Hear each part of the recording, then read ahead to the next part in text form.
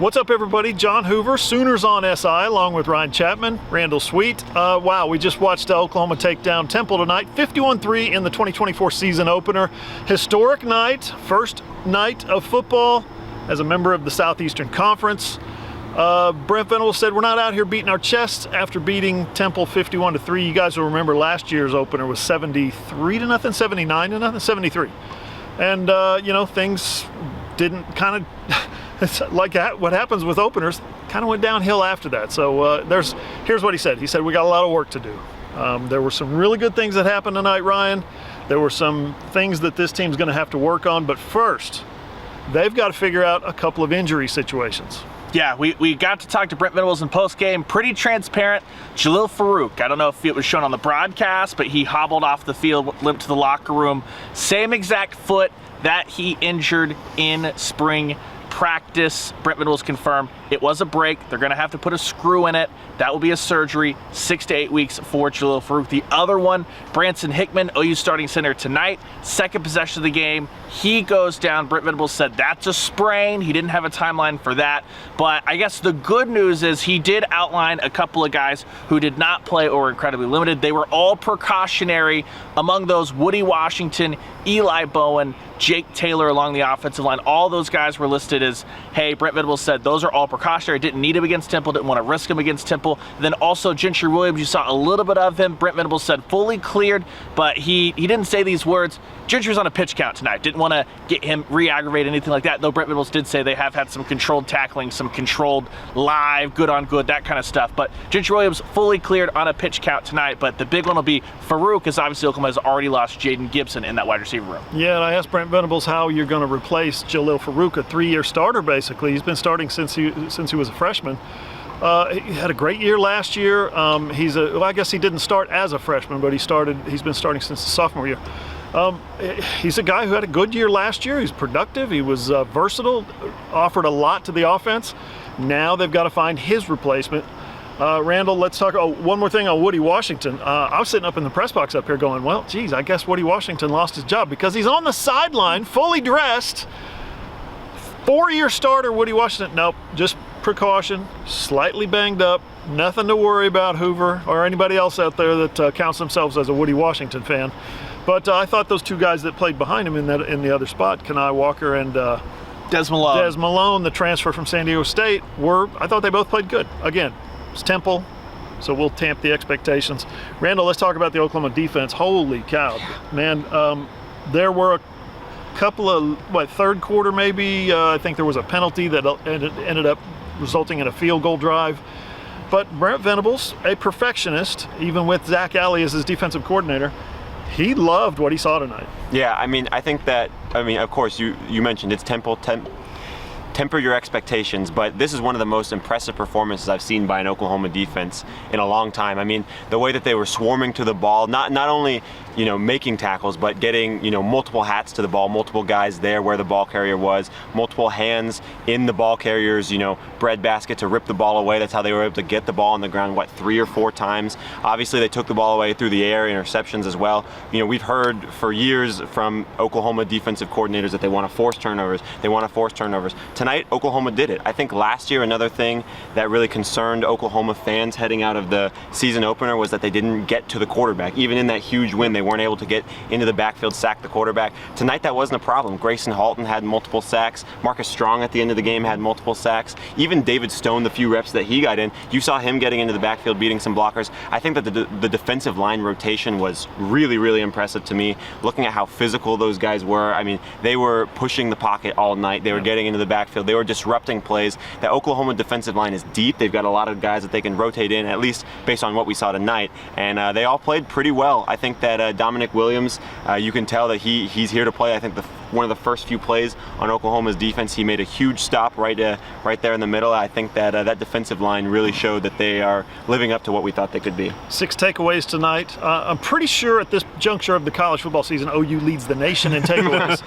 Turnover margin, probably too. Turnover margin for sure. It's the most since 2003, by the way, the OU Texas game in 2003. Which is crazy to me. 2003, 21 years ago, they haven't had 6 takeaways in a game. That's wow. I'd like to go check my own math on that one. A lot of bad defense been played on this that's field true. since then. And this is something that maybe this defense is in particular is starting to turn that thing around, turn that narrative around, like I wrote earlier in the week.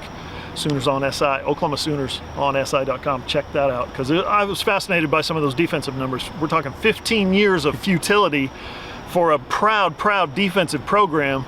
Brent Venables comes back. This third year is supposed to be the year that he takes that his team and his defense take that next step. Looked good tonight. Again, it's Temple, so not enough body of work, I guess, a small body of work to kind of figure out when you consider the SEC is coming, guys. The SEC is coming.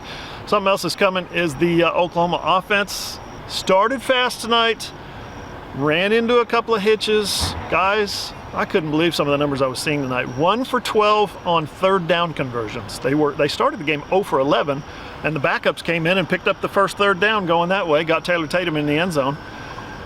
1 for 12 on third down conversions. There were 8 running plays of 2 yards or less. They were bad on first down. They were bad on second down. I think they had 378 total yards. The fewest passing yards, 161, since the Davis Bevel game at Texas a couple of years ago. The offense was, they struggled. And we talked about the offensive line. That's a big part of it. Yeah, let's start with that bad there. Brent Venables said that they were behind schedule. Jackson Arnold echoed that. That put them in really bad spots on third downs. Brent Venables talked about some of the RPOs that Jackson Arnold actually ended up pulling and tried to make passing plays. Brent Venables basically said if he had just handed it off, the times that they did have it blocked up front, the ball didn't kind of get there. There were a couple of drops, one from Brennan Thompson, one from J.J. Hester that were dead-on drops. One great deep ball from Jackson Arnold on the sideline to J.J. Hester as well that was a drop. It hit him in the hands. Now there's a guy all over him, but something that he needs to catch that ball, especially when you're talking about missing Jalil Farouk and Jaden Gibson. The offensive line didn't really feel like they had a ton of confidence. There were a couple of times they opened up big holes. That 30-yard run by Sam Franklin in the third quarter was really the only time I felt that was just a great, well-blocked. You could have driven a truck through that thing. So that's something they're going to have to fix. A little bit of that Brent Venables laid at timing and Jackson Arnold being a young quarterback. A little bit of that's going to be if you can get Branson Hickman healthy, Jake Taylor coming into the game. So we'll see there. There was good, though, to be had. Deion Burks, 3 touchdowns. That's the most for any Oklahoma player in an opener ever. Not just a guy making a debut, any Oklahoma player. And that was a Deion Burks that wasn't really taking the top off the defense tonight, because Brent Venables was the first to say it was vanilla. They're hiding stuff for Tennessee. Maybe Tulane Houston. The insinuation was Tennessee. Bauer Sharp goes out there, gets a touchdown on his first drive. And as much as we talk about the passing yards, it's a weird dichotomy of passing yards, bad. I thought Jackson Arnold was really good, though. You saw the 47-yard connection on the first drive with Farouk, then a really just excellent, mature ball that he feathered over the linebacker for that Bauer Sharp touchdown. The fade that he threw to a couple of them, frankly, to Deion Burks. You saw he's got everything. It wasn't like an awful performance by Jackson Arnold. I think a lot of that offensive line, the numbers would have looked a lot better without the drops. But Brent Venables said it. All 3 phases of the game, a ton that Oklahoma can improve on, which is a good sign considering they dominated a bad Temple team and still have, it could have been a lot worse for the Owls. Yeah, Jackson was 17 of 25, 141 yards, 4 touchdowns. That was good, obviously, but Brent also said that he had 4 drops. So should have been 21 out of 25. That's really good, 21 out of 25 for any quarterback in any era. You mentioned all 3 phases. You mentioned special teams. Something that I need to get to, that I'm going to pitch to you, is the special teams tonight. The Doug Deacon, new special teams. I'm going to call him a coordinator. Maybe coach is a better word. Doug Deacon may have changed some things around here with special teams, especially in the kicking game. You know, it was really interesting. It felt like Temple didn't punt for the whole first half of the game because OU was just turning them over. But you mentioned, you know, in the kicking game specifically, Tyler Keltner banged a 51-yarder, I think it was, in the first half. It's a little hard to tell exactly how far it was when 50. we're down here on the field. field. He had a 50 and a 42. 50 and 42, okay. It looked like, I was going to say 51, 50-yarder, but a long field goal that we didn't see Zach Schmidt making those last year in games. Of course, we hear he makes them in practice, but this is the first time we've seen an OU kicker in a long time make a 50-yarder in a game. So that's a sight for sore eyes. It's refreshing to see. Kicker just go out there and handle business, be confident, and do what he's supposed to do. Two, obviously not mile-long field goals, but not chip shots either. And then I think, in the return game, or I guess the coverage game more it was, when they were kicking and punting, kick and punt coverage, Oklahoma looked great. Temple could never really get anything going the times that Zach Schmidt didn't kick the ball out of the end zone. The time he left it short, let Temple return it. And then, of course, on the punt return, there's OU misses a few tackles, but they were able to rally, get enough bodies to the ball, still knock the ball loose. Canucks able to scoop it up and end up in the end zone. Yeah, so it was a defensive play on special teams by a defensive guy, Jared Kanek. So that was impressive. I think they've really made strides in the special teams department. That's going to, Brent talks about it all the time. This SEC, it's a one-possession league. They're going to win some one-possession games this year that they've been losing some in the past couple. They've lost, what's their record in one-possession games? Like 3-7? It's bad. Like It's bad. Yeah. And this is not the sexiest thing in the world, but that 11-yard punt return by Peyton Bowen, Tom Green did the research on this, so credit to Tom Green.